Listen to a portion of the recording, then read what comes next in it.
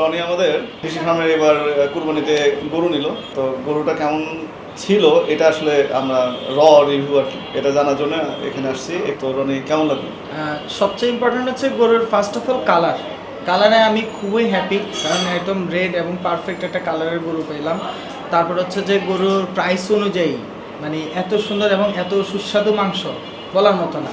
আর যেহেতু আমি বললাম যে চর্বি মানে অনলি 3 কেজিরও কম, একটা 2.5 মণ একটা গরুতে চর্বি 3 কেজিরও কম, এবং হাড্ডি পেয়েছি সব মিলে মনে হয় 10-15 কেজি। আলটিমেটলি মানে খুবই ভালো, আমি খুবই হ্যাপি। প্রাইস এবং ওয়েট সব কিছু মিলাই এভরিথিং। কৃষি ফার্মের সার্ভিস বাসায় এসে দিয়ে গেছে, কোনো টেনশন করা লাগে নাই, হাটে যাওয়া লাগে নাই, কোনো হ্যাজেল নাই। অসম। কত পার্সেন্ট হলো? কত পার্সেন্ট?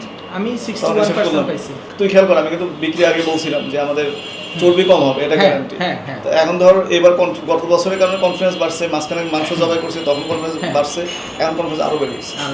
গত বছরের তুলনায় আমরা এবার প্রায় 3 গুণ বেশি সেল করছি। আগামী বছর আরও 3 গুণ বেশি সেল করার টার্গেট দেখা। তো আজকে বিদায় নিই।